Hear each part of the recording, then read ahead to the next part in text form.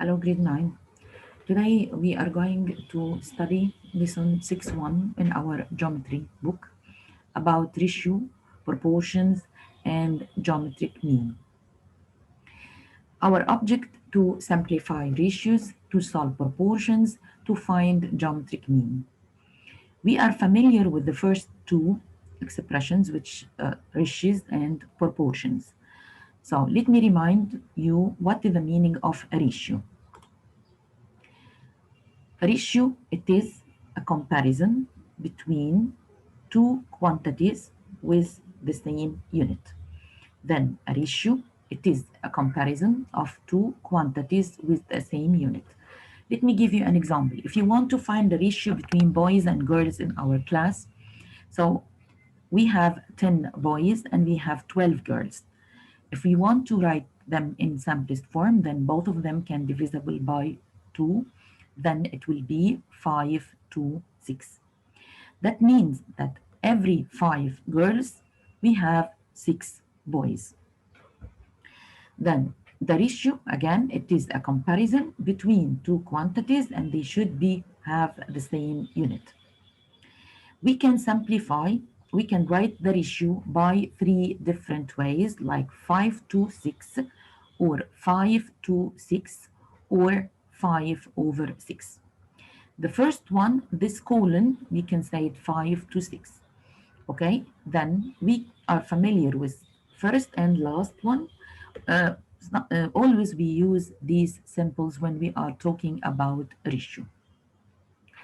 Also, if we want to simplify ratios like 64 meter to 6 meter, we will note that both of them have meter, so we can cancel meter with meter, and then we will think about 64 and 6.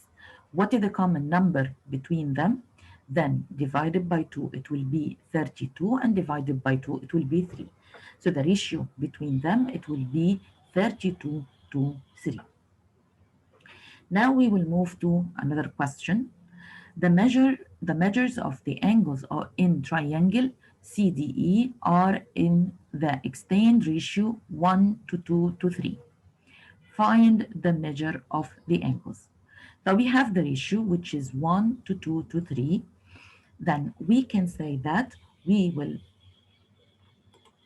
draw a triangle with three angles. Let's say D, E, C, and we have 1, 2, 3. And then we can add a variable to each one of them. So we can say x and 2x and 3x. What is the sum of measure angles inside any triangles?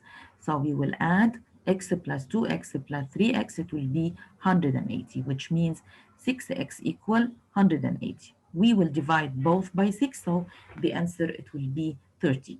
So we can take this and back to the original triangle and we will substitute to find the measure for each angle. Then 30, 60, and 90. This is the measure for each angle in this triangle according to the ratio which he gave it to us, 1 to 2 to 3. And we will find, if you want to check your answer, so we can divide it by 30 to all, then you will back to the original ratio which he gave it to us at the beginning.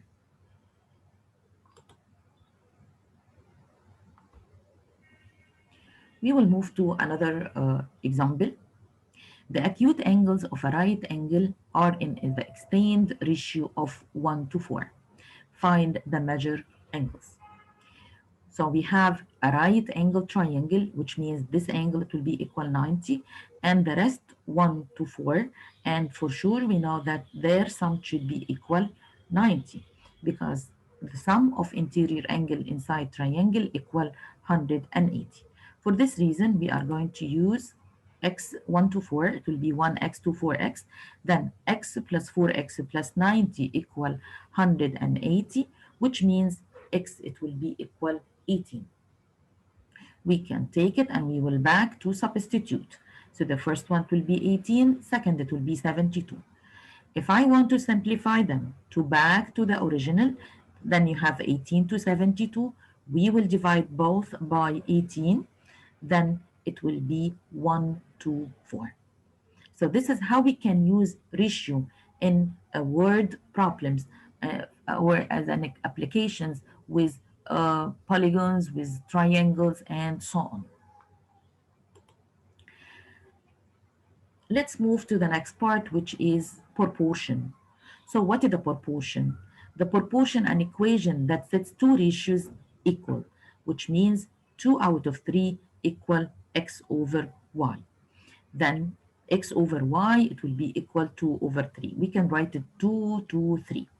Then the proportion, it is an equality of two ratios and sometimes more. Proportion are solving using cross product. So if we want to solve questions by using proportion, so we can use cross product property. So let me give you an example. Solve the following proportions. So we have 2 out of x equal 5 over 8. So cross product 5x equal 2 times 8. Then 5x equal 16. Then x equal 16 over 5. Then we use cross product to find the value for the variable. Let's move to the next one. Y minus 3 over 7y over 14. That we will make cross product. Then we have to distribute 14 over the parentheses. So by the end, we have negative 14 equal negative 14y. Then y equal 6. Then negative 42, I'm sorry, equal negative 7y. Then y equal 6. Then I said we will distribute 14 times y, it will be 14y. 14 times negative 3, it will be negative 42, equal 7y. We will subtract negative 14 from both, then negative 42 equal negative 7y. We will divide by negative 7 for both, then y equal 6. Let's move to the next question. 5 times x plus 10, and here x times x. Then x times x, it will be equal x squared, and then 5 times x plus 10. X squared equal 50, 5x plus 50. So we can combine all of them in one side. So we have x squared minus 5x minus 50 equals 0. And we studied how we can make factorize for the trinomial. So we are going to search about two numbers, their product equal 50 and their difference equal 10. Then it will be x times x, and then 10 times 5. We will think about 50. So it will be 10 times 5. And the bigger one, it will be equal negative 10. So by the end, we will find that the value of x equal 10 or the value of x equal negative 5. So this is how we can use proportion to solve for variable or to find the value for the variable. Also, we can use word problems to answer the questions. So the question in front of you now, the park ranged want to estimate the deer population in the forest close to your house. They capture 50 deer and tag them all. They let the deer back into the forest. 2 weeks later, they capture 25 deer. 10 of these deer are tagged. What would you estimate the deer population of forest to be? Then the 50 they capture last 2 weeks, they capture 50 deers and tag them all. And last week, so we have a ratio, or we have a comparison between the original and 2 weeks ago. Then 2 weeks ago, he gave us already the original number, which it was 25, and the number which they captured, which it was 10. So with the original, they said that they capture 50, and we are looking for the whole numbers. Okay, then we are going to put here, he said that he captured 50 and tag them all. Okay, then we will write 50, but we don't know the whole number of deer. So we will use here proportion to find the number of the original deer. Then it will be 10x equal 25 times 50. Then 25 times 50, it will be 1250 divided by 10. So the answer, it will be equal 125. Let's move to the third part in our lesson today with geometric mean. So the geometric mean of two numbers a and b is the number x that satisfy the relation a over x over a equal p over x.